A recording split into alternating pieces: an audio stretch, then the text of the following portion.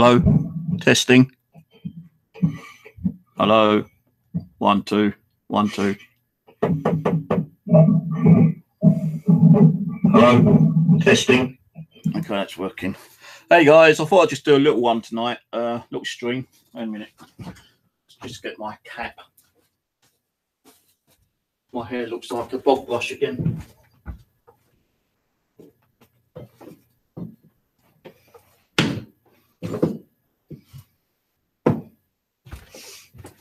Right, don't my hair sticking up, making it look like a toilet brush. So hey, how's it going? I thought I'd do a little stream tonight regarding a couple of well, not a few issues actually. It's something I thought about in the past, but nearly not really talked about it regarding haunting locations. There's two places I'm going to really talk about tonight. One is Puckley Village, which I have spoken about before in the past, and the other one, let me just invite Ian in case my computer crashes again. So I've been doing some online gaming. No mind, my computer might crash. I'm going to talk about Puckley Village a bit later. But I also want to talk about 30 East Drive and regarding some other locations, but I'm not going to say what the names are because I can't really remember the names. But isn't it kind of weird that, you know, 30 East Drive had all this activity, like, how long ago was it? 1960s? I've actually got a page up at the moment. So I screen, well, I won't screenshot, but I'll just post it in the side chat. So if you want to read it, you can read it. Because my reading isn't all that brilliant. But I've not read it through, you know, I just got to this page. And, you know, some haunted china dolls are still visible in the living room, but it doesn't say exactly what year. I know there's a few books, actually.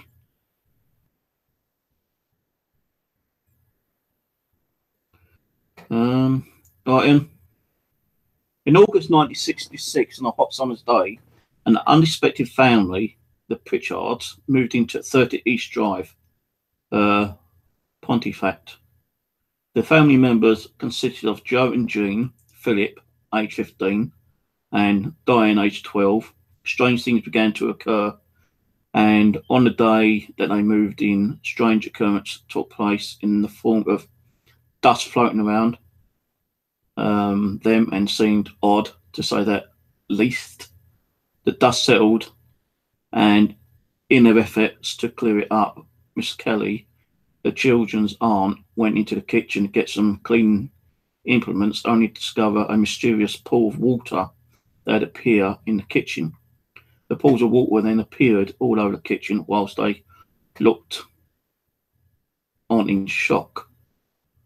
This was just the beginning of nobody could ever have predicted how much they could endure over the next several years.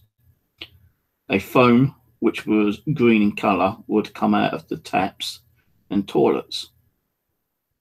Well, in the 1960s, you know, we didn't have the equipment to do any real kind of like plumbing or anything, you know. Even when I was living at my house in Bexley, my mum and dad, you know, we had fucking water leaking from different locations. And, you know, if you've been out in a dirty, like a dry atmosphere, you know, you're going to bring sand and dust in.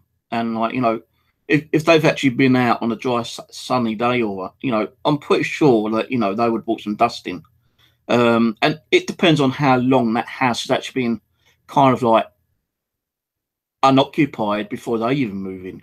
So, you know, give it over the amount of time, you know, dust is going to settle, and any kind of like movement will, like, you know, disturb the dust.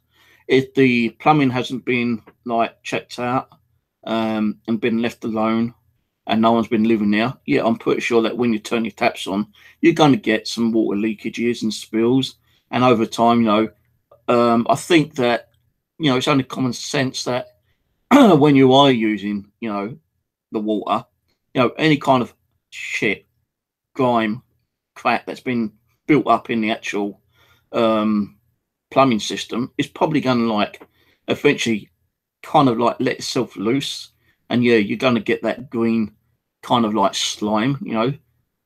I've been in the house where I've turned the tap on, and you get like kind of black crap coming out of it sometimes.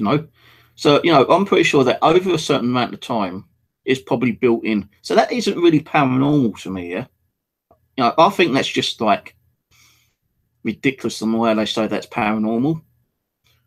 No, so anyway, let us see. A foam which was green in colour would come out of the taps and toilets, even though the water had been turned off. Well, if you turn the water off, you still got water in the plumber, in the system. If I turn my water off right now, I could still flush the toilet. And there might be enough water in there to flush it twice. So if there is any gunk in there, it's still going to come through with that water. Okay. Lights going off repeatedly with no apparent fault. Well, did they actually get an electronic wizard geezer, to come and check the cabling and like light fittings, and did they check the fuse box, make sure there's no shortage? No, because all this could actually be debunked in them days. And okay, maybe they didn't think about debunking things because, not many people were actually reporting paranormal activity. Because if you moved into a house and you start getting weird things happen, and it was scaring the shit out of you, no one really reported stuff in those days. Because if you did report it, and your neighbours and your friends and family got to hear about it, they think you was a kook, a crazy person. So that's why a lot of people kept things quiet. But I reckon that most of this stuff, could have just been down to general, wear and tear, maintenance kind of stuff, which could have been done and probably like been resolved and debunked. What else is there? Lights going off and on and off repeatedly with no apparent fault. Cupboards shaking violently and objects being slashed. Cupboards shaking violently. If you're on the main road, any kind of like heavy vehicle, a lorry, a bus that goes past, I'm pretty sure the vibration will shake the cupboards. So did they try debunking that in them days? Did they wait for a lorry or a bus to go past, or a truck, and see if they were shaking the actual cupboards and cabinets? I doubt it. Pictures were shredded and plants mysteriously leaped out of their plant potting on many occasions. Furniture moved on its own and heavily sideboards. Now, that I can't really explain. I'm not saying 30 East Drive was not haunted at the time. Maybe it was haunted, and that's probably why they was getting something like scratched on the face then. Maybe, they was getting some activity, but I'm pretty sure, if they knew what to do nowadays, then, in them days, I'm pretty sure they would have been able to debunk stuff. But, seeing plants mysteriously jumping out of its pot. What is it, a day of the Trivvies or something here? A plant's going to jump out of a fucking pot. Now, I can't say, it happened. It says there it happened. And maybe it was a ghost pulling out the plants and making it like those plant jumping out. Maybe it could have been a possessed plant, pissed off for not being watered for all we know. Furniture moved on its own, and even sideboards. That again could be vibration, if there's any roadworks or vehicles going past, if you've got an uneven ground, I'm pretty sure, your sideboards and your cupboards and, your tables and chairs will probably vibrate and move a little bit. Did they try debunking that in the days? No, because they never thought about debunking stuff like they do nowadays. The family had become terrified, yet refused to leave their wonderful home. Now, if they was that terrified, in a wonderful home, I wouldn't be staying there. I would have left there and then tried to got someone in to actually find out what the hell was going on. There were paranormal investigators in them days, but not as many as there was now. So they would have had to hunt around and try to, speak to a psychic medium or just a normal medium, maybe someone from the church, vicar, priest, whatever, and maybe got them in there to try to find out if there's anything in there. Maybe they could have got a priest in to do a blessing on the house, you know, maybe that would quiet stuff down. But I know in them days you didn't really think about, you know, doing that kind of stuff. They become used to the activity that they named the activist as Fred the Poltergeist. Many attempts were made to help the family gain some peace. Exorcisms rebuffed as Fred mocked at them, and people were attacked physically when he became angry. So maybe there was a spirit there. But was he the spirit making everything vibrate? Was he the one who's making like green slime come out the sink? Was he the one who's making puddles on the wall and all that kind of stuff? You know, was he the ones? No, to be a poltergeist, you know, you need a lot of fucking energy. And I can't see that one poltergeist would be doing all that shit. Now, there had to have been at least 2 or 3 poltergeists to do what they're saying they're doing. Okay. Fred concentrated most of his malevolent activity on Diane Pritchard, who became the main focus of the haunting, although, to be rare, for a poltergeist to cause grievous bodily harm, Fred made Diane life a misery. Now, moving into a new home, you know, it can be stressful. If you've built up a lot of stress and it's depressing, you know, because you've got to move into a new house, you've got to do all the furnishings, you've got to get everything sorted out, you know, the water, heating, electric, probably decorating, you know, that is stressful. And that can also cause depression as well. And maybe they built up their own depression and created their own poltergeist. How do we know poltergeist Fred was already in there? We don't. No, it's just hearsay information. And what even made them say his name's Fred? Did they actually get a disembodied voice saying his name's Fred? Or did someone in there have a tape recorder and do an EVP and get the name Fred? You know? As she grew older, attacks took on a new level and she was dragged screaming up the stairs. Her face was constantly slapped and was pulled out of bed. Her hair was forever being pulled from her head. Diane ended up severely traumatized and with clearly distinct, I can't pronounce that, finger marks on her throat.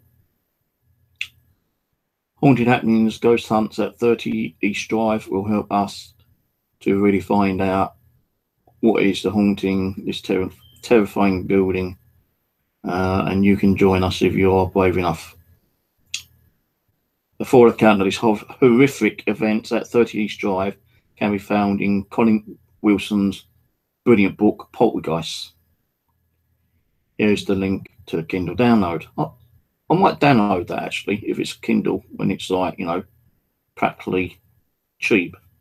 But what I can't understand, right, is if this was all going on around about 1966, and they reckon it went on for several years, say up to 1970, for instance, yeah? Why did it suddenly go quiet all the way up until last year? And why did it start up again?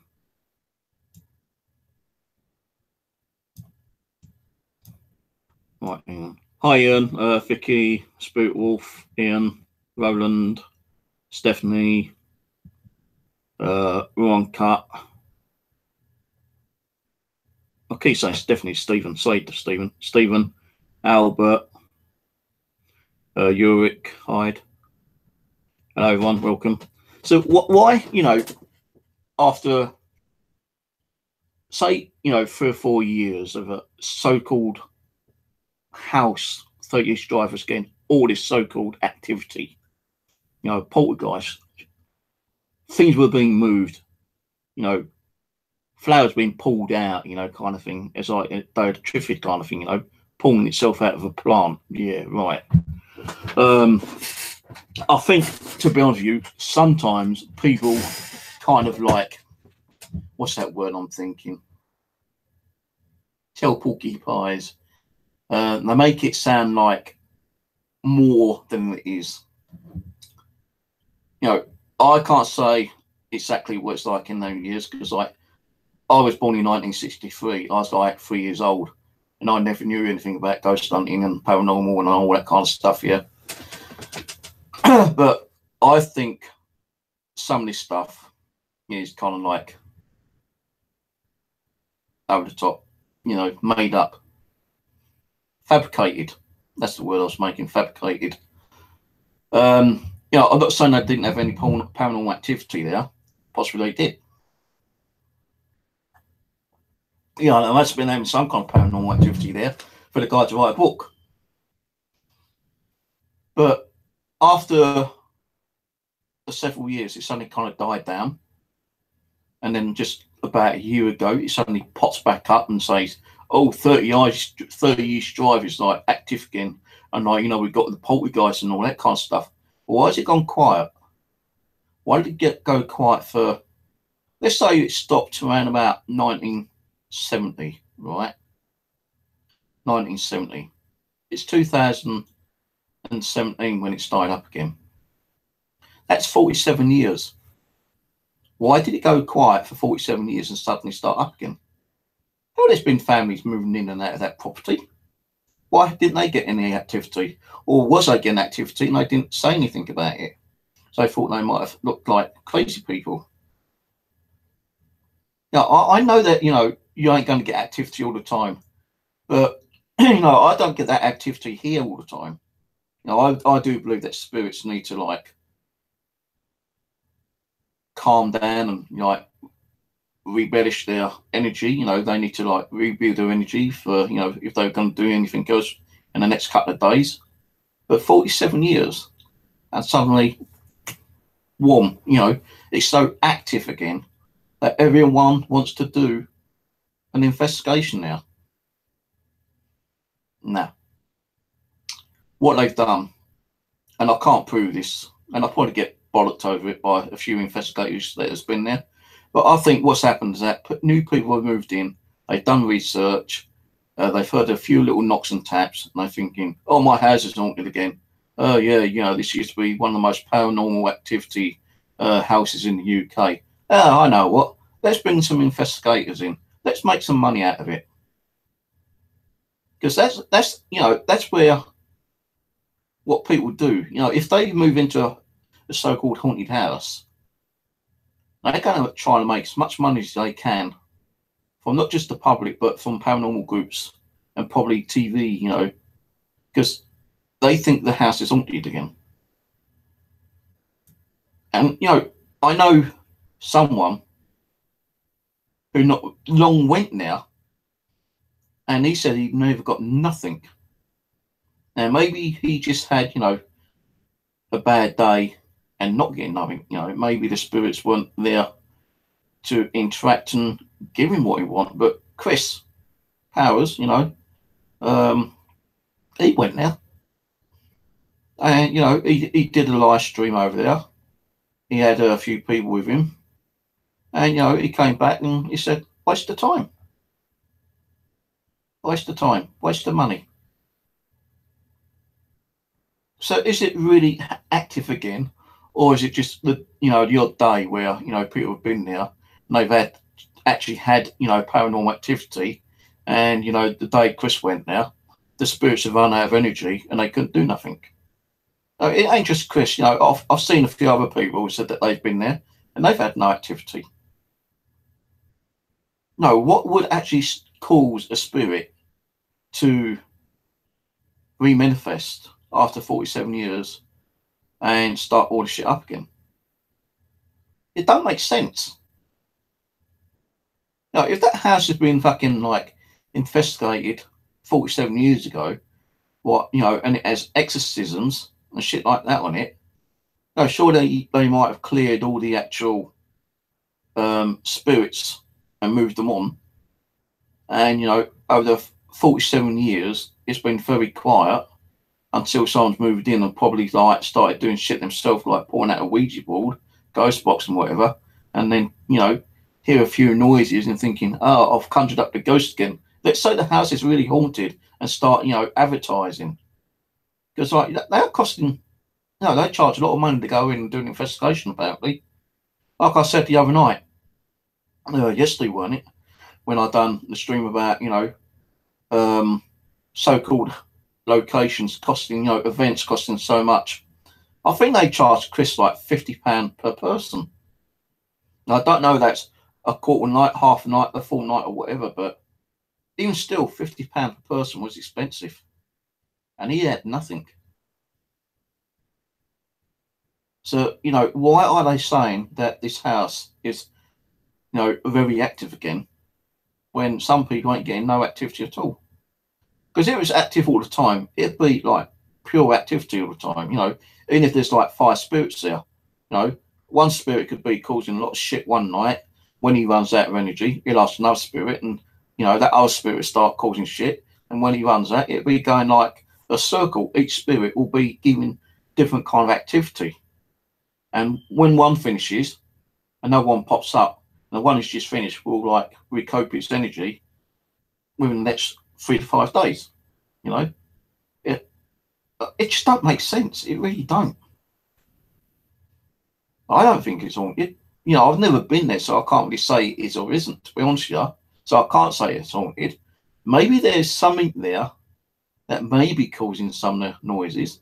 Maybe like the house is old and it's just like, you're getting your general creaks and, cold spots and stuff like that, because that house is probably 100 years old nearly. So you are going to get those like weird noises at night time. You are going to get those cold spots. Because if the windows like haven't been changed, with like in the old days, it's just like single glaze. Now you've got like double glaze and triple glaze. If they haven't been updated, you're going to get cold air coming through it, a small minor crack in the window or the window frame. If there's a basement there, you're going to get the coldness coming up through the basement. The attic, that's going to be cold as well. All attics and basements are cold. So, something might be causing a draft down there, and it's just like flowing through the house. I just don't think, to be honest with you, it's as active and as haunted as I say it is again. Now, I can't remember who they were. Wait a minute, let me just go to Google again.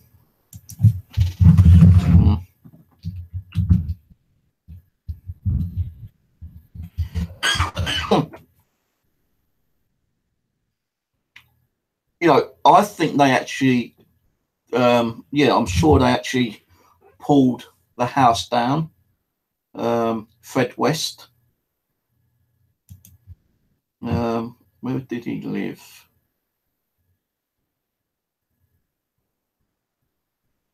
Where did Fred West live?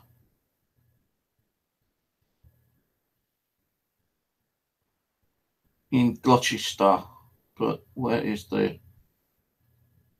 He lived in Gloucester. I can't pronounce it, but West...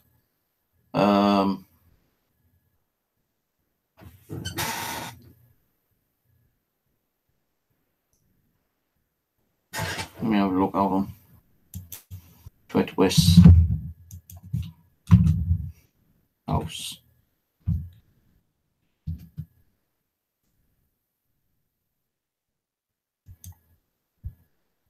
So it's got here, right? Thousands of people's. The rise of dark tourism. Thousands of people visiting the site. Fred West house in Creepy Craze, where people flock to the scenes of the murders and disasters. I'm trying to find out where he lived. The house in Gloucester. I know they did tear it down because he's got pictures there. But I'm trying to find out what road it was.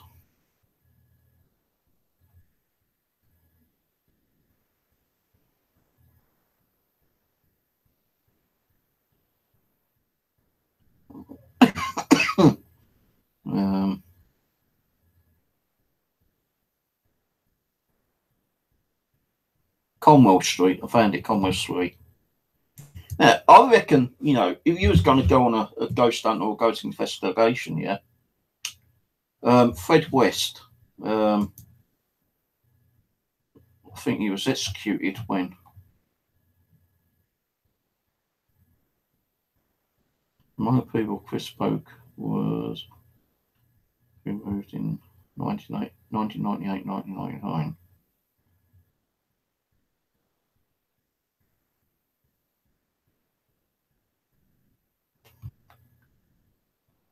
When did they knock it down?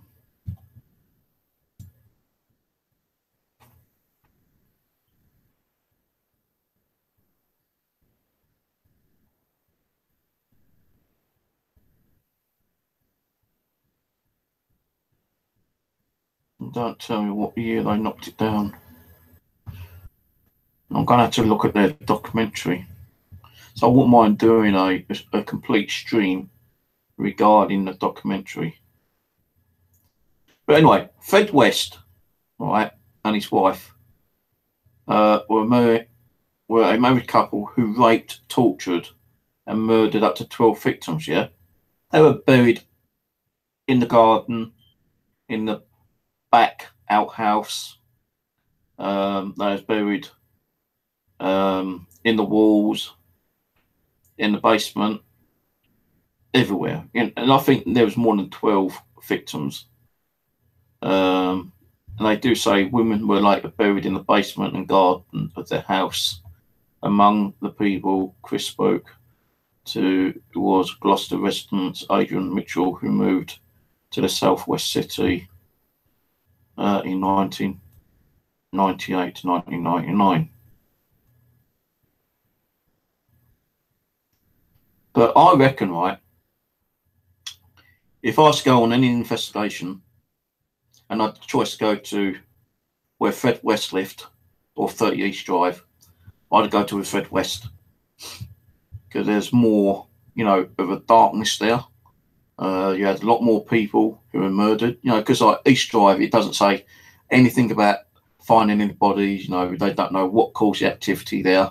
But I know, that, the house of Fred West has been, taken down, demolished, and there's like, I think, some kind of like new resident building built there. I'm pretty sure, it is still active. I wouldn't be surprised if people were seeing, spirits of females walking around. Now, I will try to screen share this one, yeah? But I might lose my camera. So this is the area, right, of where Fred West used to live. Him and his evil wife. So they said at least 12 victims, but I think there was a documentary where they said that they did find more. And this was when the police were actually like, stripping away at the earth, trying to recover bodies. There is a video there, but I'm not going to play the video. This is where the row of houses used to be.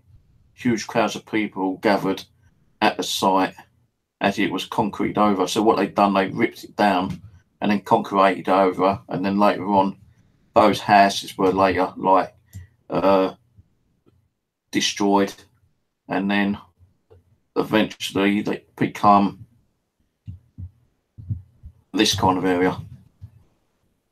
So why did they take down the houses next to, Fred West, either side? Why did they take the whole row of houses down? Was it because they was actually active? Were they like, did they have spiritual presence that was causing paranormal activity? Don't know. But I'd rather go to Fred West and just do an outside investigation rather than going to 30 East Drive, because, as I said, like Chris said that he went there and he got nothing, and he paid about £50 per person to go there, I think it was. Going there, hey, all you got to do is go to that location, get a transport, and then just do an outside location. It ain't going to cost you no money whatsoever. Because if you're in this area, I'm pretty sure that you will pick up some kind of like anomaly, like orbs. You might get EVPs of like, people that may have been murdered there, screams. You might get EVPs of, names You know, using devices might set off the devices as well. If I was able to do anything, I'd, you know, if I ever went up there, which I very much doubt I would do, but if I did, I'd be knocking on every door saying I'm a paranormal investigator. I'll ask them if they've had any kind of activity. If so, I'll document it. And I'm going to say, look, I hope you don't mind, but I'm going to be standing outside this location for the whole night with some people, and we're just going to see what we can get. And they ain't going to say no. They can't say no, because like, we ain't doing nothing. No one will be doing anything wrong if you're outside doing an investigation. It's public land. You know, anyone can do whatever they want to do. But I ain't going to try and do a stream regarding these two little fuckers sometime soon. I'm going to do some research on them, try to find some of the names that they actually raped and killed, and we're going to do some ghost boxes. I'm going to watch some of these videos. I'm not going to play them online because I might get copyright infringements on them. So, you know, I'm going to try and do a ghost box and try to talk to maybe some of the victims, so we can get some of those through. You know, it's a bit like what me and Rose used to do, the Murder Mystery and Souls. We did do one regarding these two. I can't remember if it's a full session or if we had a victim of Fred West that came through. I can't remember. I'll have to go back and look on my videos on my Murder Mystery. But hopefully Rose might be willing to do this one with me as well. If not, I'll find someone else who would be interested. I'm pretty sure Aaron would want to come on because he'd probably be interested in doing this as well. But East Drive, no, I really seriously do not think that is active as it used to be. I'm sorry to say, I don't believe it.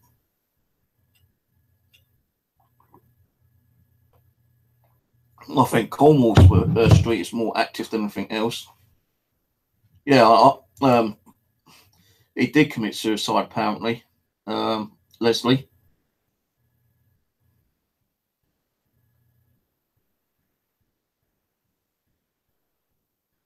What happened there? I tried to unhide that. I might accidentally hit it. All right, I'm gonna. This is what Leslie said. Yeah, I think I accidentally hit it because there's certain words you can't say on there. But that's what Leslie said. You know, there's more fucking haunted locations than East Drive. You know, I've been there, not East Drive, but the next place I'm going to be talking about. I've been there twice, and I believe I've caught an apparition of someone walking from behind one tree and going to another tree, and then not coming out the other side. And I believe it might have been like a little child wearing a cloak kind of thing. And that's Puckley Woods. Now, apparently, I've just been told not long ago, I can't remember who said it, but that's been closed off because of paranormal investigators being blamed for graffiti, vandalism, leaving a load of garbage around.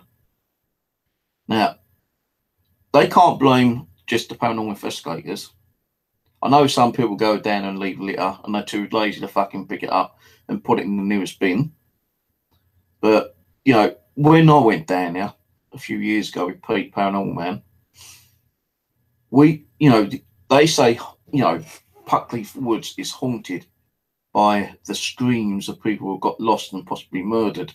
The only screams we fucking heard were of females being chased by their drunken boyfriends because there is a pub near to the woods.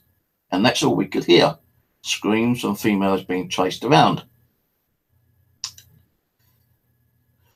But before we got to the woods, me and Pete kind of didn't know where the woods were. We parked up and we thought we had to cross like a farm field, and we crossed 2 farm fields, yeah. And when we got to the end, there wasn't nowhere further to go. It's like a railway track. So I thought, well, this ain't the entrance, so we got to go back. And as we was heading back to the car, I walked further and faster. So I wanted to try to do an EVP because I knew that they was going to be a bit noisy. So I walked further ahead and I put my recorder on, and I think it was my mobile. I had the Nokia E5 at the time. And I just turned it on. I said, hey, any spirits around here can tell us where we are because we're lost. and I just left it recording for a little while, and all of a sudden, on playback, you hear this voice saying, Parkley.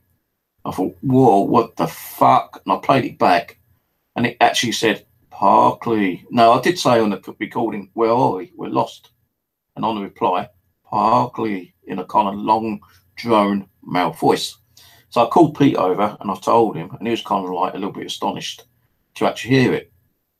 Now, what we did do, we went back to the car, and we still didn't know where the woods were, so we decided to go to the village and look on the map. So we got to the village, looked on the map, and we followed this road, and we're just about going to give up. And he goes, hang on, I think that's it. And you can see all the woods. So then all we had to do was find like a car parking space. And there's like a little kind of like turning where you could park up in the woods. So we got out of there and we started doing like, you know, some photos and videos and EVPs. And, you know, as you was walking into the forest, we saw people, you know, as well. So we knew that we weren't the only people there.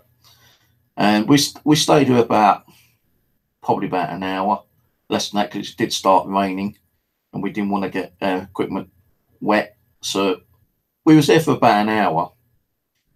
And when we decided to leave, as we got back to the car park, we saw this car next to us. He actually had like a ghost hunting group's name on it. Now, we didn't actually like wait around to see if we could see this group and say hello to them. So we got in the car and went back to Pete's house. Took about an hour and a half to get back. But it got some, you know, interesting, you know, evidence on camera. You know, we got orbs, we got voices, EVPs, you know, all activity. And, you know, we decided that we would go there again sometime. And it was about a year or so later we did go back. And that's the time when I actually caught that movement from someone standing. Well, it actually moved from behind a tree, walked along, went behind another tree, and it never came out the other side. And I've got that on YouTube. So, like, you know, I do believe Puckley Village is haunted. There's supposed to be several locations in Puckley that's meant to be haunted. You've got one of the actual pub inns that has haunted room. Apparently you've got the headless horseman that gallops through the village of Puckley around about sometime between 12 and 3 o'clock in the morning, a headless horseman. You only see him on, like, you know, particular nights when the moon is supposed to be full and the temperatures are right and all that kind of stuff. So that's like a rare occasion, apparently, that you see a headless horseman. You've got a couple of farms that's supposed to be haunted. I think there's a residential that's supposed to be haunted as well in Puckley. You know, the forest as well. And there's an old industrial building in Puckley, which has been like run down and it's all emptied and it's just like a shell. And apparently that's supposed to be very haunted as well. And I have watched a couple of videos on Puckley. Now, you know, I didn't believe Puckley was as haunted as it was, but, you know, I kind of like shut my mouth on that one there because I did actually get, you know, evidence. Now, who actually physically gets evidence of like something on camera, you know, moving from one tree to another tree? You don't, you know, you've got two trees. You don't even see the person come from like walking around to that tree and go behind it and walk to the other tree and then go behind that one and come out the other side. This was like two trees. Someone with a cloak, hood, came from behind that tree, walked to the second tree, went behind that tree, and that was it. I've got a video. Now, some people will turn around and say, well, maybe it's someone like messing around. Well, why would they come out from one tree and go behind another tree and not go, you know, walk past it, for one thing, yeah? Two, who would be walking around that time of night with a hooded cloak on? and was a child size, I believe, person. And I'll tell you what, let me see if I can find it. Because I was actually panning my camera around at the time, because we heard something. This was on the second time we went down here. Me and Pete was like, Pete, his boy, Pee Wee, call him Pee Wee because his name's also Pete.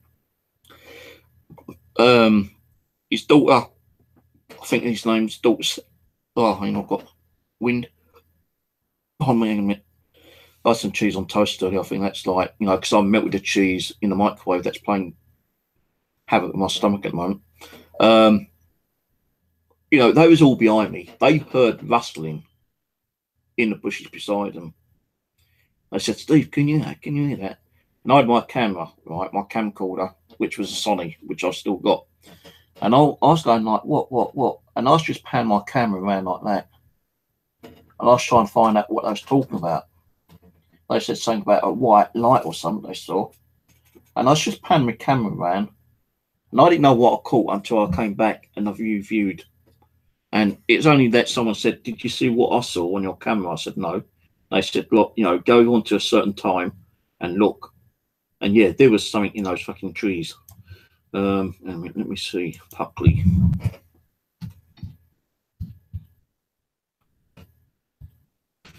Spelled it wrong properly.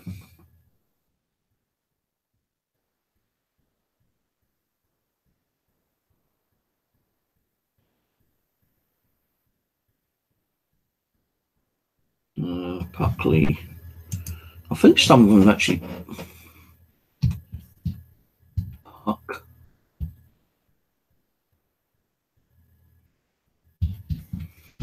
Puckley. Oh damn! What am I now?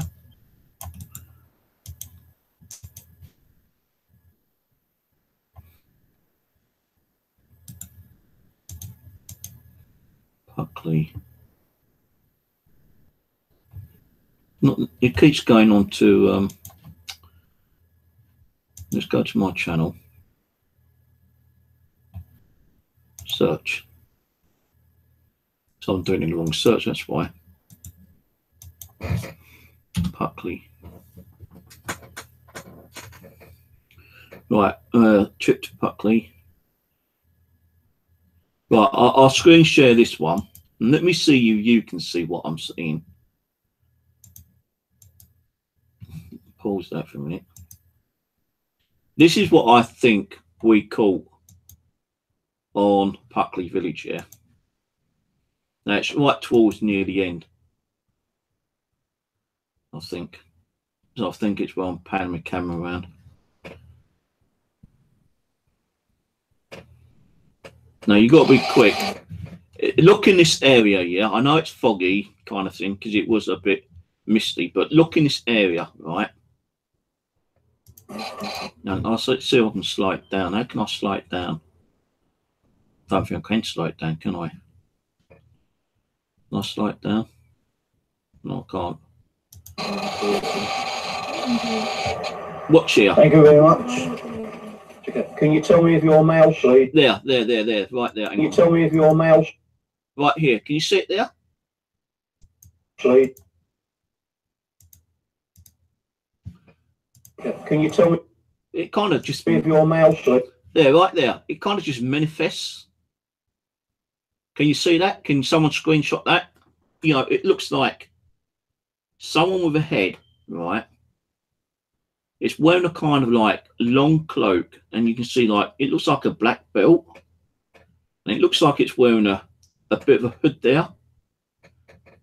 But if I go back, right, watch it. Tell me if you're male, please. It just manifests and disappears. Now I have actually got the full video of that somewhere. Exactly where I don't know. I think it's on this one here actually. Let me see.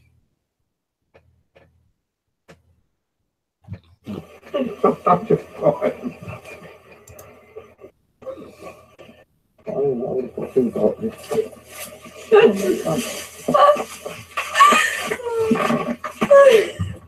So that's Peter and these like kids. They were kind of noisy. I'm good. I think this was the other one where.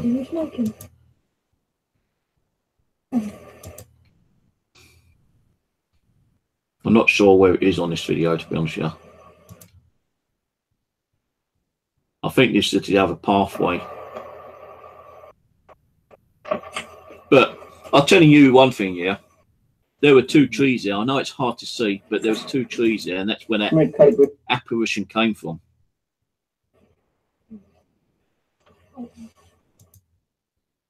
I'm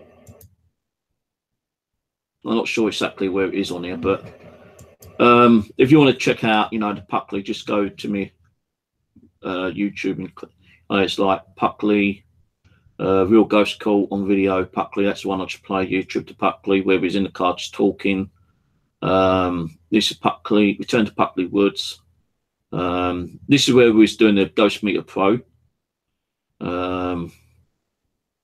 Lost Files, that's the same, the one I just played you, where the ghostly figure appeared.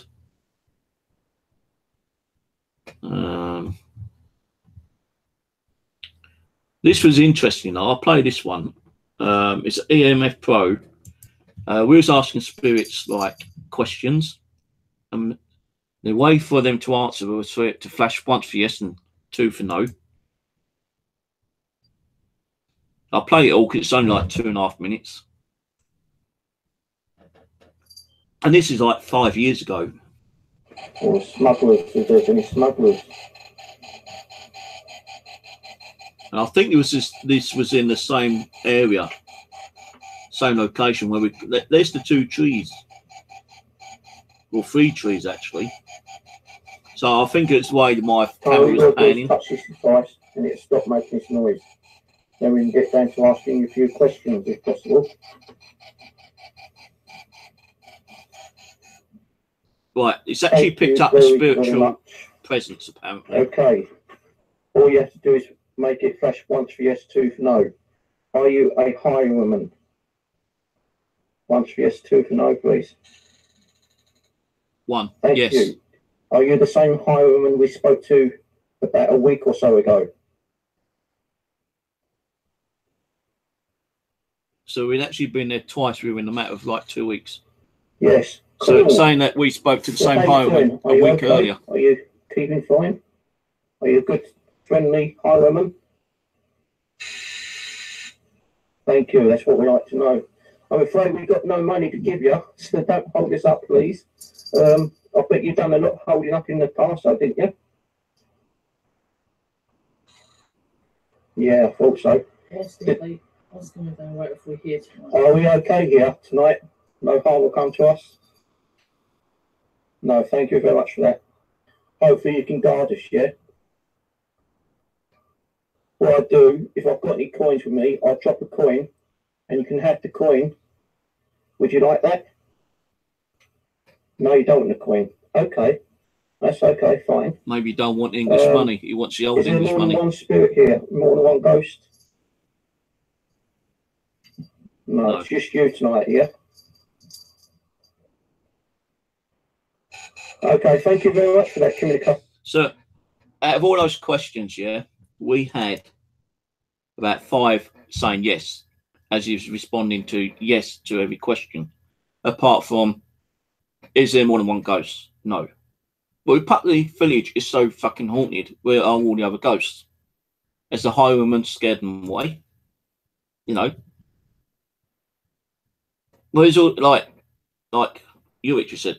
How about all the natural spirits, the spirits from the trees, you know, the woods, from the ground, from animals? Where were the spirits from there? Why are we not hearing all the animal screams and whatnot? Now, is it so haunted that it stops even spirits from trees and animals from manifesting and making noises?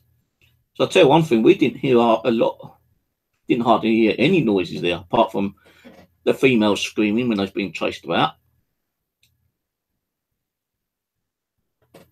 I love to go camping there. Me and Aaron's actually going to go down there one day, but the thing is, there's I think one of you guys said they're trying to stop paranormal investigators going down there because of all the vandalism and, you know, the garbage being left around and all that kind of shit. Now, this is part 2. And I think this is the where... Yeah, let's play this bit. It's flashed twice. Once for yes, 2 for no. Don't be afraid. I'm not sure if this is the same one. I think this is a different one because you can see that. Yeah, this is a different one. Okay, your mail. Thank you. Did you used to come here quite regular? Like, you know, was you a highwayman? Yes. Came here quite a lot. Are you a highwayman? Once for yes, 2 for no. Once. Yes. Okay. We are here as friends, not here to harm us, are you?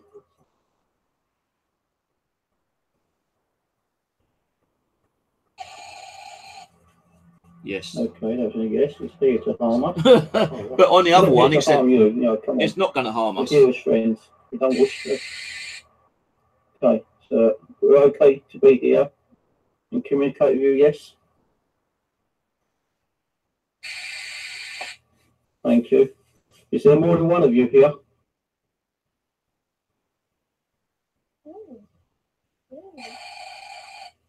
No.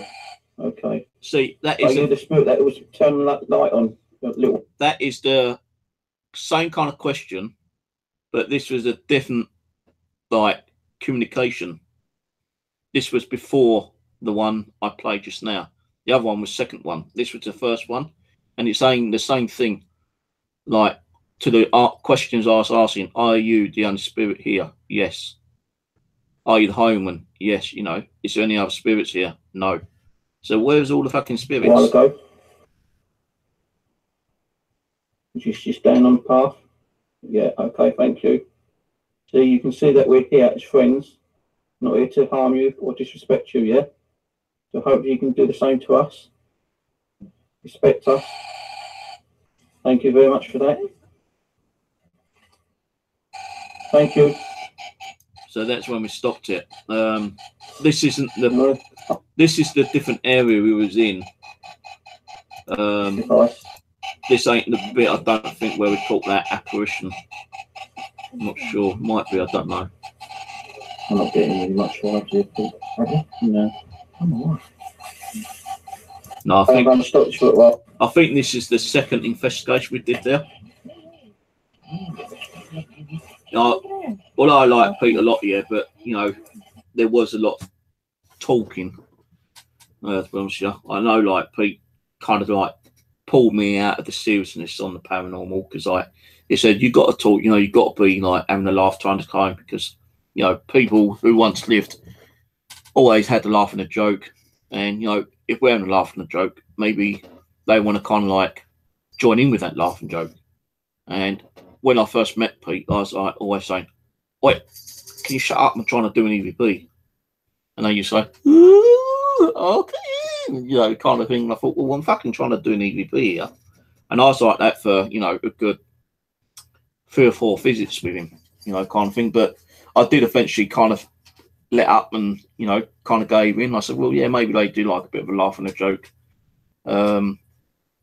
And, you know, going back to houses, yeah, I know Pete likes conjuring up stuff, yeah. I've been down his house and I have fucking like moved spirits on, you know, a good 3 or 4 times, you know. The first ones I ever moved on was Edna and Arthur. First time I went to Pete's house, yeah, I was sleeping in the living room thinking nothing was going to happen. And was I wrong? Fucking like Pete's favourite antique Elvis Presley tin can came flying down that shelf at me.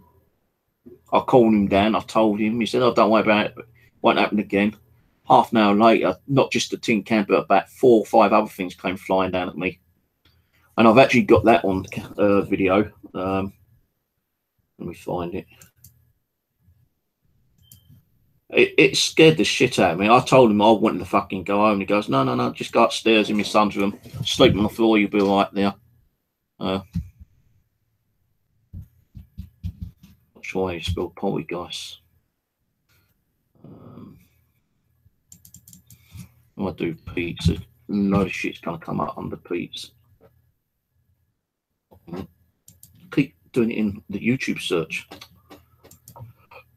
I've got to do it in my own search.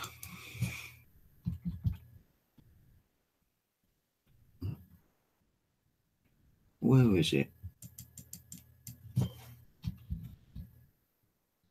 Pete.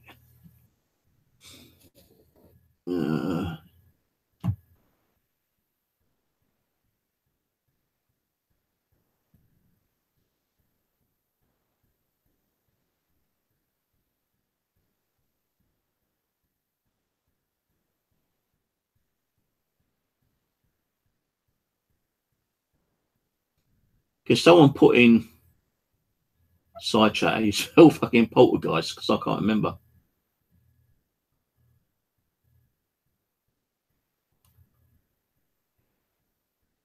Because I've done a shitload of stuff with Pete. You know what I mean? A shitload. We even done stuff on offline and on Skype, which I actually uploaded. Actually, I found poltergeist on this one. I'm not going to play this one. Oops, hang on.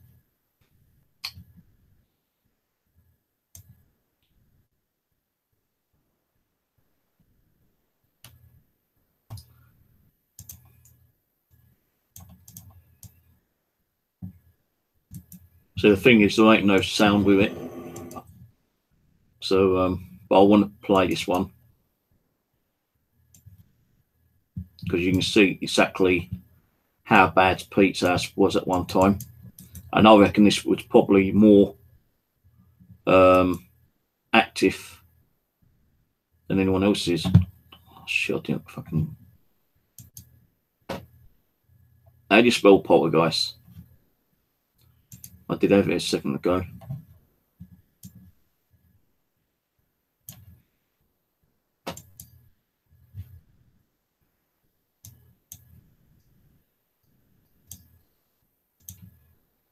Poltergeist activity.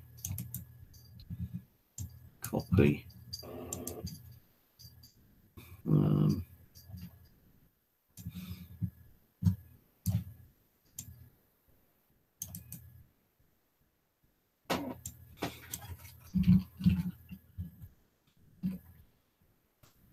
Time I try to copy and paste it, it won't bring it up.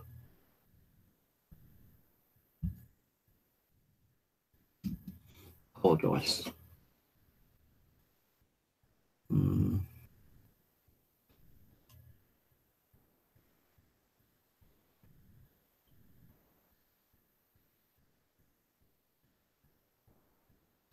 So I've got so many fucking videos stating poltergeist because Pete's house was really full of poltergeist activity. Let me do poltergeist tin.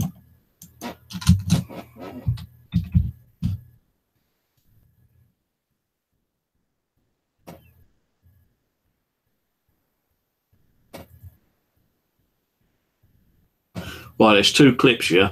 I'm going to show you both these clips. Now, this is the shit that I was going through at Pete's house. Hang on, it just went past. Right, it's quick. So, you know, just watch in this area. There's me. That's my foot there, yeah? That's my feet on the table. Now, I've actually got a blanket over me because I was trying to get sleep. And sometimes in a strange person's house, having a blanket over my head helps me sleep. But watching this area, yeah? This is the clip one. This was caught on Pete's Life DVR. Do you see that? That came flying down there. It actually bounced up towards near my feet. See that? That came down as a force. Dump bump, it goes. Dump bump. It actually hits down there and flies under that chair. Ready? See that? So that is just one. Now go to the second one, clip two. Now you watch this one. There's me. I'm under there. See that about 4 or 5 items came flying down in. Just here, look. So what the fuck, you know, I'm thinking, holy shit. Now I have actually got the whole video on now. Just that.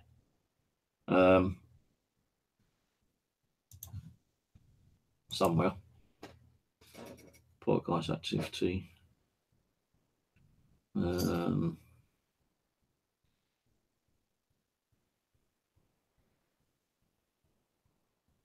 This is the one here.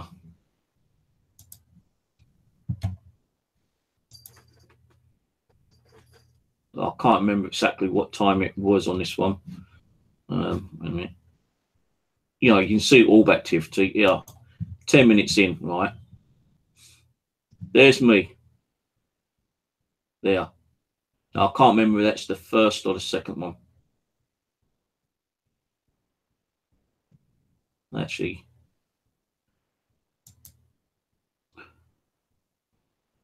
Right, there's me. That's where the tin falls down. And I just stayed under cover. You know, I thought, what the fuck was that? I'll still be underneath the covers. So I thought there might be something like, you know, in that room prepared to like jump on me. So I just lay there. Now, as you see, there ain't no sound because it was on Pete's DVR.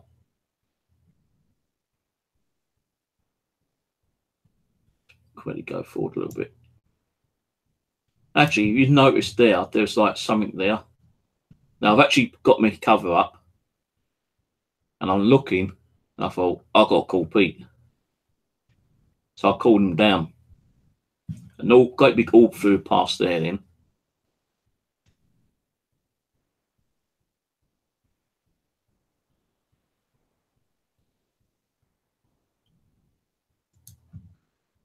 So there's me there.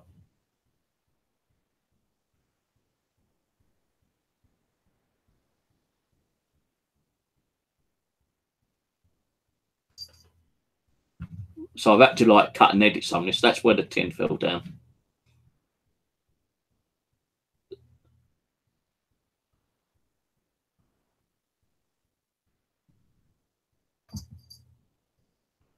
So there is another one. This is what I've got up. I've kind of called Pete. I don't know what that was. I think that's just like glare on the camera, like a spider web. So I've got up. And I'm fucking like bricking my shit. You know, that's a sense of light we had. No, I can't remember if he came in the room actually. I think he did.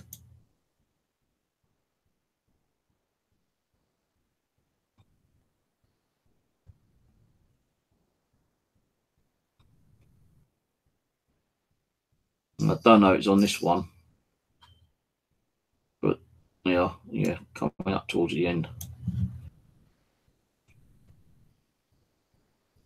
So I'm laying down, and this is again where the second time it happened, both within half an hour.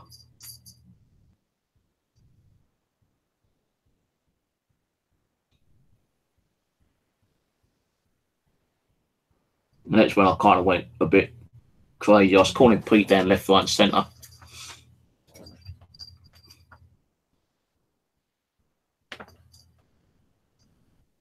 There, see that then.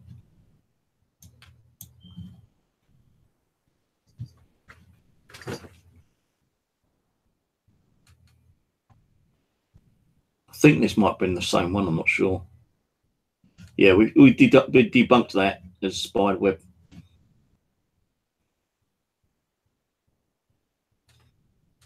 Tammy stopped making a noise, so about 3 items came flying off the shelf there by lots of things. But when Pete actually checked it, there was about 4 or 5.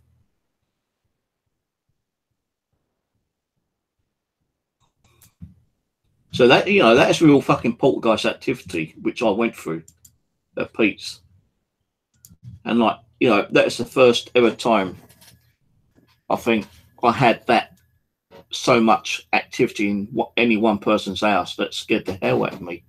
I didn't really want to go back there, but I did. I went back there the next week, the following week, I think it was, and I was doing like an investigation in his house trying to find out who it was. We was getting EVPs of like Edna and Fred, and I eventually done a crossing. I said, well, I'm going to come and help cross them over. And I said, right, you guys got to be ready, you know, because I'm going to do a crossing. And I believe I was able to like get rid of Edna first time, but Arthur kind of like didn't go with Edna. He kind of like lingered around and didn't cross over when I asked him to. But I did actually go back there again a few weeks later and crossed him over. But he was still like, when I went there, you know, we was getting activity. And I said to him, right, I'm going to come back in about another week's time and I'm going to help you to cross over so you can be with your wife. And I don't too much fucking hanky-panky out of you. I don't know noise. I don't know poltergeist activity and all that shit. And when I went to cross him over, that house wasn't as bad as it was. Because like we do think that, you know, Fred was the main culprit of all the noise and activity. And, you know, it's just crazy stuff that people's getting. There's even stuff in here which I didn't capture myself, but there is some stuff there which I'll show you where he's doing like live stuff on Skype.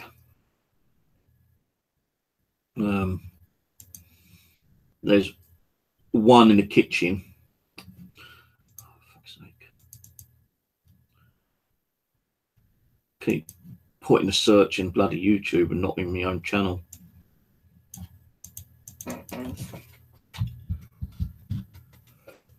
I'll show you the one which was in the kitchen.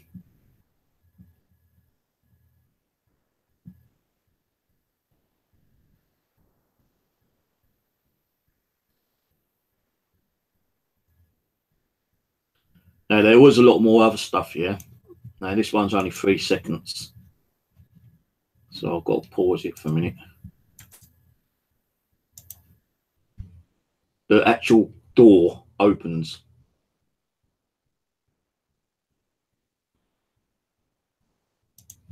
Not sure that's a sign, you know. I think it's the door or the tail. Not sure that's a sign. Oh, it was that one there. So, not sure that's a sign. See that right there. Not sure that's a sign, you know. So we don't know what made that lift up. Sign, you know.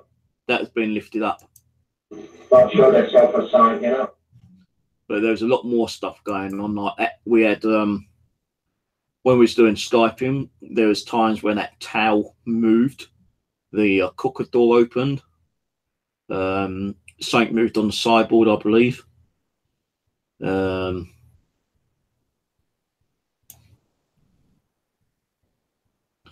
There was a time when he had his daughter there, who's just had a baby, and lucky had the baby upstairs. The baby crib was on the table, and the actual baby crib was pulled off the table. But I don't know if I've still got that one.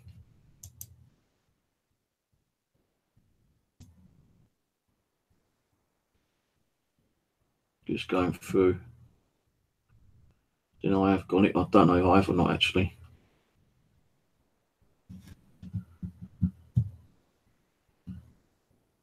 No activity.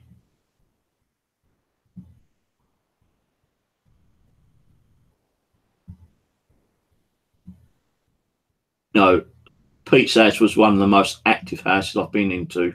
He's actually left that property now and moved to another location. And he did say I could go down, but I've lost touch with him again. I ain't got his mobile number. He had 2 like birds, and those birds kept going fucking crazy. And those birds cages were being knocked down. Well, not down, but banged on time to time. There's even a time when the bird actually decided to start talking, and the bird didn't really talk that much. We got some like sentences and words coming from the bird, and Pete goes, "That's fucking crazy. That bird never speaks like that." And it's a very quiet bird, so why he's talking like that, I don't know. I said, well, maybe it's because he's actually using the bird as like some way of communicating. And I do think spirits can actually do that. No, I don't know where it is. I'll play this one. This is where one of the chairs starts moving by itself. This was crazy. Now we're only asking for. Thank you very much. You see that chair? Look, the chairs. Both chairs were moving. Yeah, that's all right. So I'm getting bored now. Thank you, Arthur. Thank you very much. No, actually, it's Arthur, not Fred. Mistaken on the name now. Arthur. It's Edward and Arthur. Sorry, Arthur. I called you Fred. Much. See, what Arthur, I can't understand. Thank you very much. Yeah, that's all right. So I'm getting bored now. Thank you, Arthur. Thank you very much. Yeah, look, the chairs. Yeah, that's all right. So I'm getting bored now. Thank you, Arthur. Thank you very much. See, there ain't no one around there, because otherwise you'd see shadows on the door. Yeah, that's all right. So I'm getting bored now. Thank you, Arthur. Thank you very much. So 2 chairs get moved. Now that other chair, this one, thank you, that one even moved slightly. If you watch that chair there, chairs. Yeah, that's all right. Watch that chair. Thank you, Arthur. Thank you very much. That does move slightly, because I noticed that. So yeah, you know, Pete's house was crazy, man. And I'm surprised on the amount of activity we got there, to be honest with you. What's this one? Oh, this is the same one with 2 chairs. Thank you very much. You see that chair? Look, the chairs. Yeah, that's all right. So I'm getting bored now. Thank you, Arthur. Thank you very much. So you can see that there's no one there. There's no one under the table, because otherwise you would have seen someone under the table. There's no one near the door, because there's someone near the door. How the hell is that chair being moved? That's being dragged along. Some people turn around and say it's old fishing wire, string, or something like that. But if there's someone there, they would have been casting in the shadow on the door, and there wasn't no shadow. And there wasn't no one in that room. And the wind chimes he's had, fucking amount of times those wind chimes got knocked around. It was crazy, man. And I think Ian could probably back me in some of this, because Ian does know Pete's family. What do you reckon? Just by your thumbs up, do you think Pete's house was quite active, Ian? I guess. So,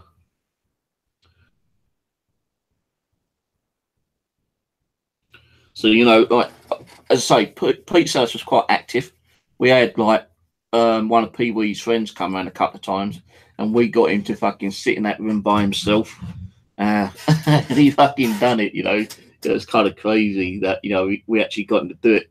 And when something did happen, he was fucking jump up and want to go and leave the property, but we managed to get him staying there.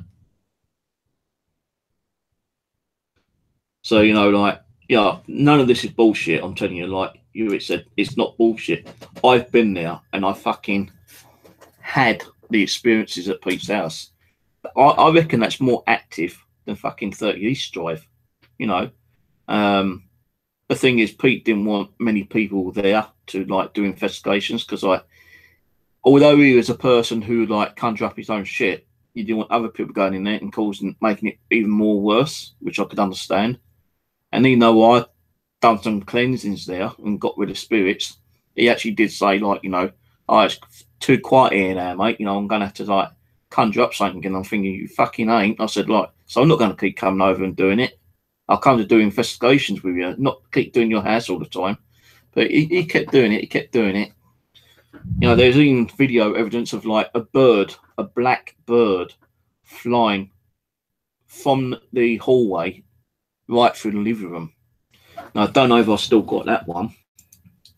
Let me have a look.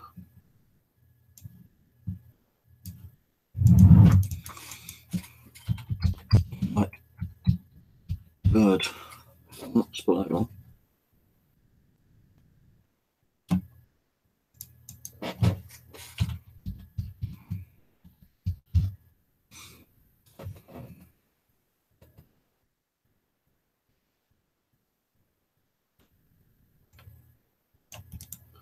Can't, let's just do bird.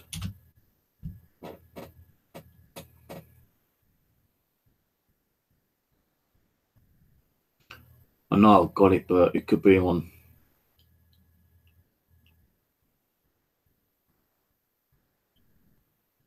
It could be anyone. I can't remember what one it is.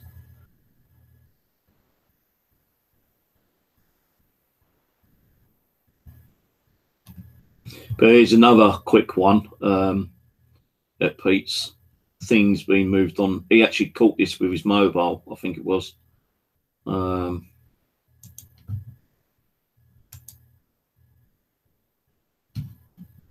Screen share. So it is a small screen, but if you look closely over here, just watch that picture frame.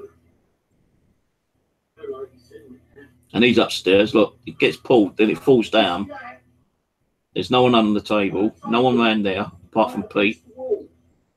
Because he was downstairs. What was going on, right? What was going on? Pete was downstairs because we was doing a Skype video, yeah, again. And the only way you could do it was through his mobile, I think it was. Anyway, he was getting a lot of noises, right? And he said that he was going to go down and check it out. And it was coming in from the back living room. So he went down to check it out. And as he was in there, as you see, that picture frame on the table got moved, right? It just fell down now. Now, Pete's come in to see what's going on. It is dark in there. You couldn't see much, yeah? That's me laughing.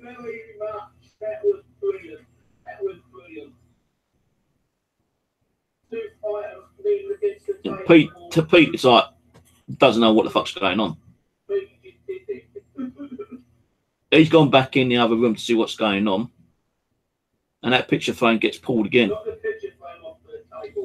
Look, I said, knock the picture frame off the table. That's what I just said. Listen.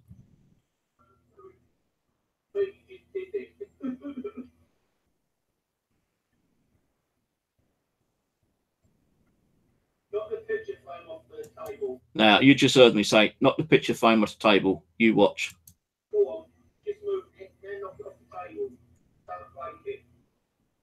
You watch.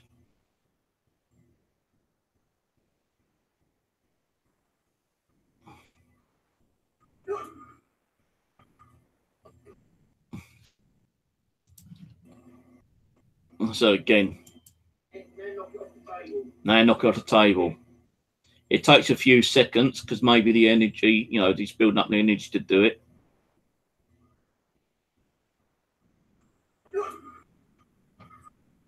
So, you know, how can it actually come flying off the table?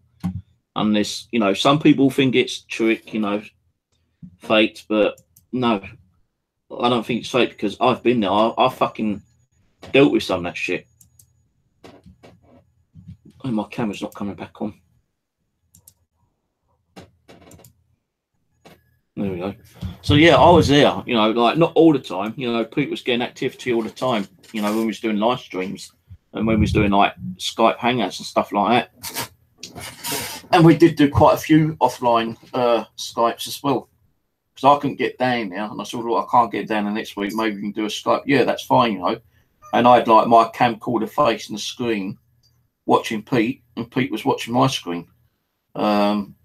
There was times when, like, there's many times when we did do, like, either a Skype or a live stream, and there's a lot of stuff that Pete didn't upload.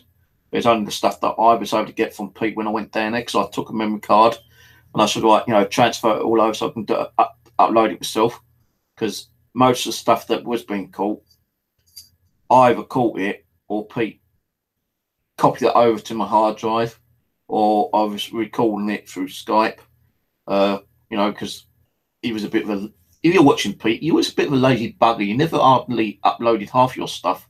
I had to do it all. Just like any fucking person I work with, I have to upload half, most of the stuff. The only person who's actually uploaded some stuff was Simon and Aaron. But, you know, I've grabbed all the files and uploading it all myself, you know, kind of thing. Because I like people to see what we caught. Because, like, let's say if I go and work with someone who lives down the road and his name's John, and John's caught, you know, a lot of activity, which I didn't catch, he might not have time to upload that video evidence. So I would say, well, John, you know, copy onto my, you know, memory card, and I'll upload it.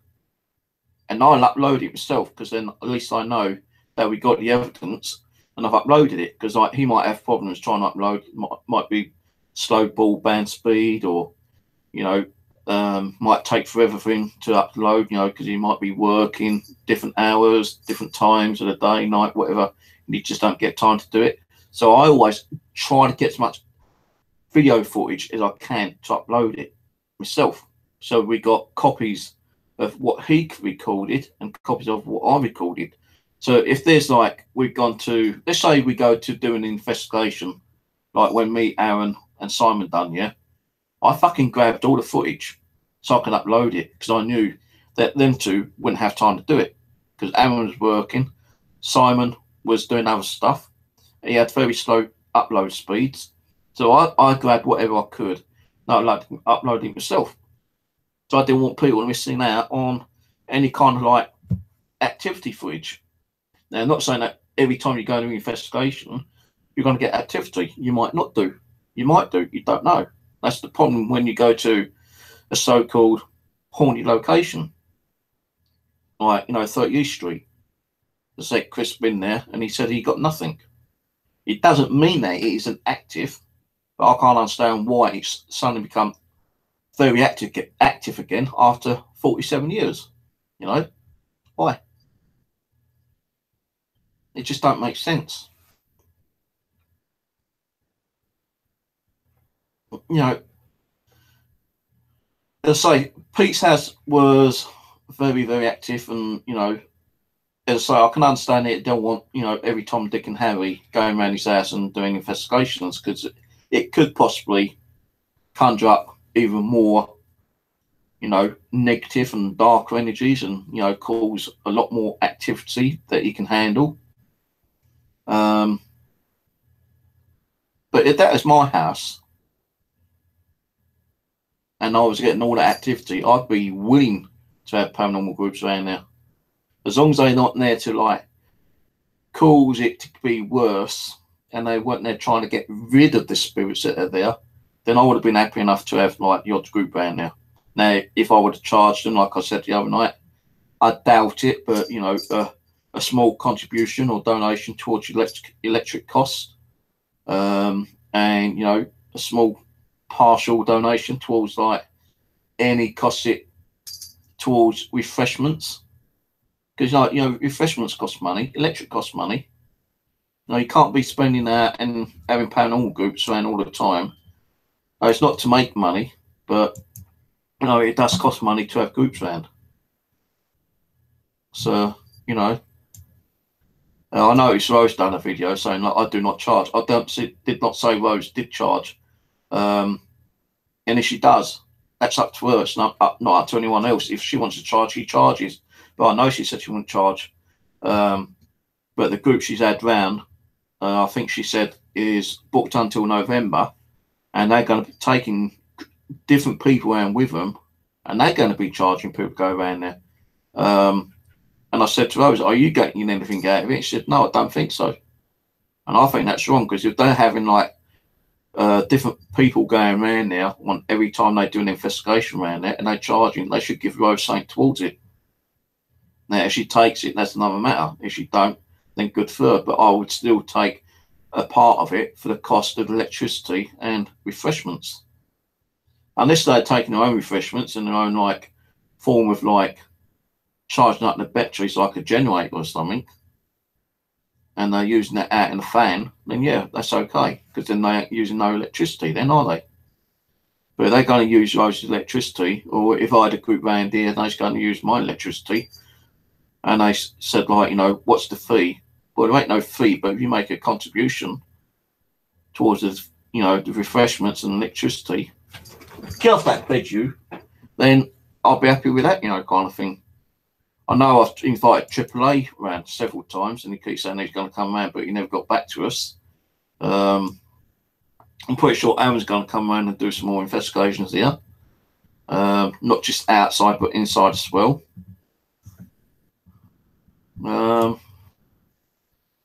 But, you know, as I say, I'm not saying my house is haunted. The only time I reckon it was haunted was when we had that near enough full-blown black apparition in the living room and that white one in the kitchen. That I would class as like partial haunting. People will probably turn around and say, no, your house is haunted. You know, we've seen the shit, what's going on in there. But it's not as haunted as like Pete's was. It's not as haunted as what Rose's is. And if I could get my house like it is like Pete's, I know I'll be fucking scared witness some of the times, but hey, you know, that's the kind of activity I want in here. I want to see the doors open. I want to see furniture moving. I want to see and hear things like moving about. I want to hear the wind chimes move. I want to like capture more disembodied voices, you know, because we did hear a few disembodied voices over at Pete's as well. So I want that, you know, that's the kind of shit I want. But if it got too violent, then I'd get a priest round and do an exorcism. And if it meant clearing every spirit out, I'd have to take the risk of having every spirit taken out of here. But they do say, even if you do a house blessing and it gets rid of the negative spirits, the good spirits can tend to stay around. They just like move out for a few hours until like the blessing's done, and then they can come back. But with a dark spirit, a negative demonic spirit, they do tend to get kicked out and they're not allowed back in. But the positive ones do come back. So, you know, that's what I'd have to do, I suppose. Get an exorcism done if it got that serious, but I just hope that it won't get that serious. You know, I do want to see things moving around. I want to see my door open. I want to hear, like, you know, the cupboards open and shutting. I want to catch on camera. But, you know, I can't say I've not had, you know, my fair share at the moment. I've had, like, the computer in my house picked up and levitated and thrown at me. I've had golf balls thrown at me. The doll, you know, seen dolls move on an occasion, which has been pushed down in the kitchen twice. Seen the black apparition, the white apparition. Seen partial apparitions in here. You know, seen shitload of orb activity, noises, bangs. You know, in the kitchen the other night. You know, so I think, yeah, you know, the flat's getting a little bit active again, but not as it was, you know, when we was doing the Murder Mystery Unsolved. Because I think when we was doing the Murder Mystery Unsolved, that was when it got very active, you know, with the apparitions and stuff like that. So that's why I want to get back to do those in hope that you might conjure up, you know, a few spirits, and they do come through and communicate with you, not just through EVP, but, you know, by sound and sense and, you know, doors opening and cupboards opening and shit like that. Once that happens, then I'll be happy, I think. I won't push it too far, you know. You know, I don't want to be seeing, like, you know, dark fucking black masses of thick, shadowy figures come, you know, rushing at me and attacking me. I know that's activity, but I don't think I would want that, actually. So you've got to be kind of like considering what you're wishing for. You know, some people say, well, I'd love to have something demonic here, you know, being scratched and pushed around. No, you wouldn't. I don't think anyone in a sense, in them, you know, in their own mind would want dark demonic forces attacking you. I don't care what I say. I don't think they would. Unless they like a devil worshippers or satanic, you know, ritualisms, and, you know, that's the kind of shit they want. And that's up to them, innit? But not for me. No way.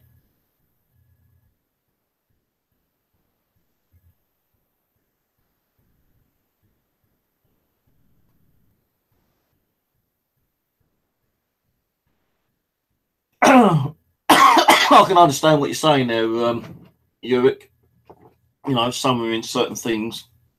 I tried doing one summering and it kind of failed. Don't mean I wouldn't try again, but I wouldn't do any kind of like blood rituals or anything like that.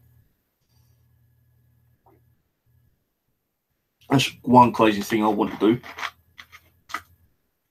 But and so I think Pete's house was more active than fucking 30 East Drive, and I'm pretty sure that location of Fred West could still be, you know, I'm not saying it is active, but people have said that they've been there and done like ghost hunting and got EVPs and possible like manifestations and stuff like that.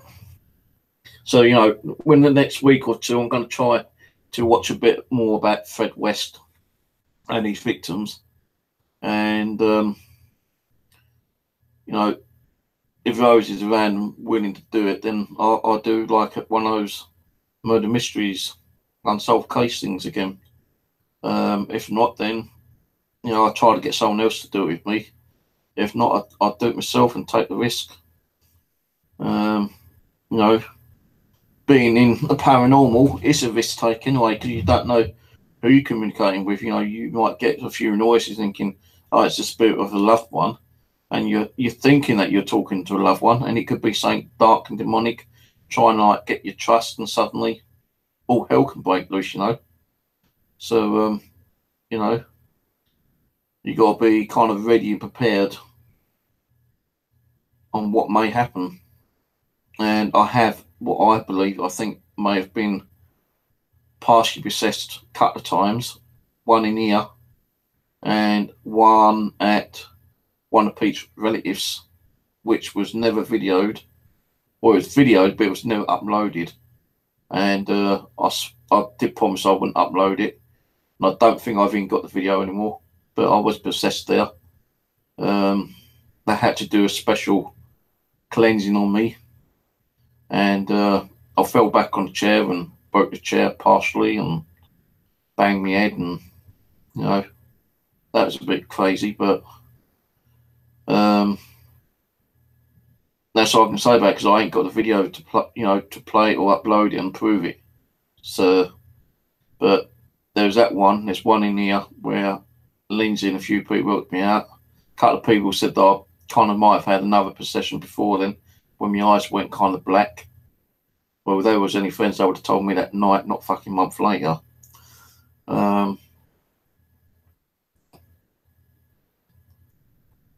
know, I wouldn't like to have too many possessions, because, you know, being on my own, there's no one here to help me. So if I get possessed now, who's going to help me? No one. So, you know, I've got to be careful doing this on my own. I don't have a partner. I don't have a group member who can come around and help me. Nearest person's Evan, and he can't drive until the 19th. How the hell is he going to get up here? Taxi? That'd take him about 2 hours. I could be well possessed and like slipping my wrist by then. I could be dead. So, you know, you just don't know what's going to happen.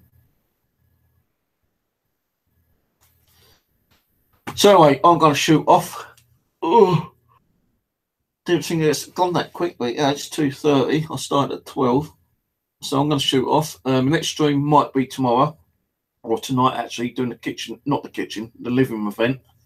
I might try to do something in the living room, go in there and do a ghost box or so, but it is bloody freezing in there, I'll tell you that for one thing, yeah. I don't know what your weather conditions have been like, but over here we have had very windy wind, you know, like the wind's been blowing so hard. It sounds like we're having gusts of winds up to about 30, 40 miles an hour. And I have felt the, you know, the place getting a lot more colder when we've had that cold wind about. Because it's probably coming in from underneath, like the cracks of the doors, coming in from downstairs, you know. Windows might have been opened and the cold air's coming in. So if I do, you know, I will do a living room event and get the gear put in now. But I won't be doing too much in there myself, because it is bloody freezing. I tell you, it is freezing cold in here. And even though I've got a little blow fan heater, it'll take an hour to warm that place up a little bit. And that's going to cost me a lot of money on electric. And I've just like put money on my electric key. And I don't want to be bleeding that away because I've just had a fucking great big phone bill through. £85 phone bill. Well, it's not just the phone bill, it's like my internet and telephone package together. That was like £60.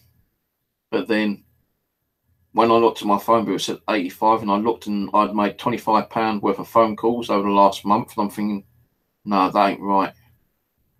But I know I made phone calls, so it could be right. So, no, £85 out of my bank account yesterday, and I'm fucking like broke again. I just had enough money to get, you know, some money on the electric key.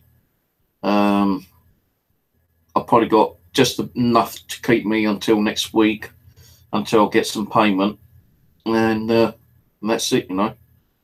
So I'm kind of broke again at the moment, so I ain't going to be eating much. I had like 4 slices of cheese on toast today. That's my dinner.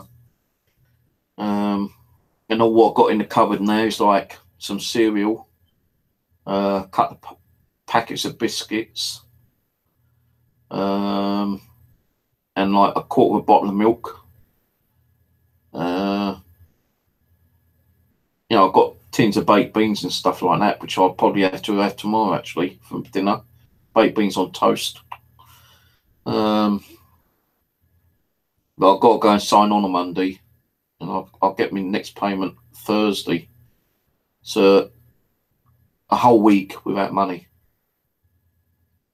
So I've got to be very careful. And you know, I don't know how long the stream will be on tonight. If I do a stream in the living room, it might just be a couple of hours. I might leave it running all night long, like I did with the kitchen one the other day. I don't know yet. I can't really be running too much in case like my electric does suddenly start going rather quickly. But yeah, I will probably hopefully be on tonight, Thursday night, and do the living room event. So if you got me subscribed, be ready, and hopefully I'll catch you all tonight. So take it easy. Good night. Who's that? SML.